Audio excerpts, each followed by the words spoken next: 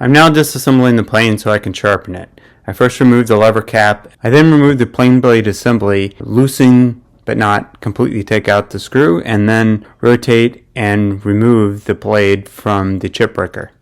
Here you can see I'm starting the sharpening process. Before I turned on the camera, I first flattened each of my water stones. My sharpening process then starts with this green coarse water stone. For each of the scenes you will see, I'm using the ruler trick, which is a very thin metal ruler that's laid down in order to not have to flatten the entire back of the plane. One mistake I make is I spray the metal ruler with water, and this causes it to stick to the back of the plane blade.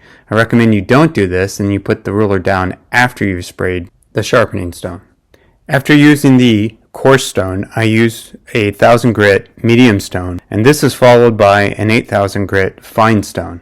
After flattening the back, I then put the plane blade in a honing jig. Using the honing jig requires the proper stick out length so I can sharpen the plane blade micro bevel. In the scenes that follow, you will see me using a 1000 grit and an 8000 grit sharpening stone. For each of these, I try to apply a pressure and do about 8 to 10 strokes on the outer part of the blade, and then 5 at an intermediate point and 3 in the middle.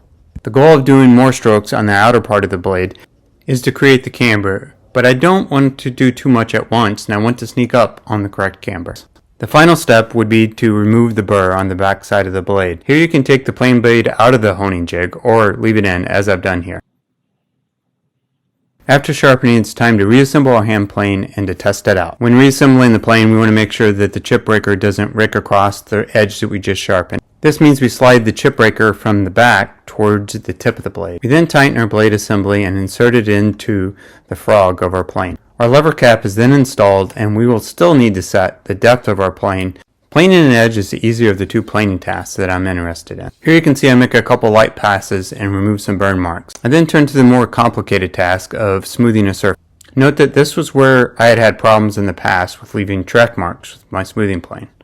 I've already set my lateral adjustment here, and I'm going through and trying to set the depth for my plane. I'm making several passes and trying to engage the plane blade while I'm moving on the surface. Since I've already sharpened the plane blade, this should allow me to create very thin shavings. In this first picture, I want to show you how subtle the camber is after resharpening. To highlight this, I've drawn a straight red line and also a curved red line that follows the edge of the blade. When I take away both the straight line and the curve, what you will see is just the camber, especially at the edge of the blade. I'm doing this to highlight the fact that the camber can be subtle and it doesn't have to be egregious. This is a picture of our final surface, and here you can see we're no longer leaving behind tracks with our hand plane.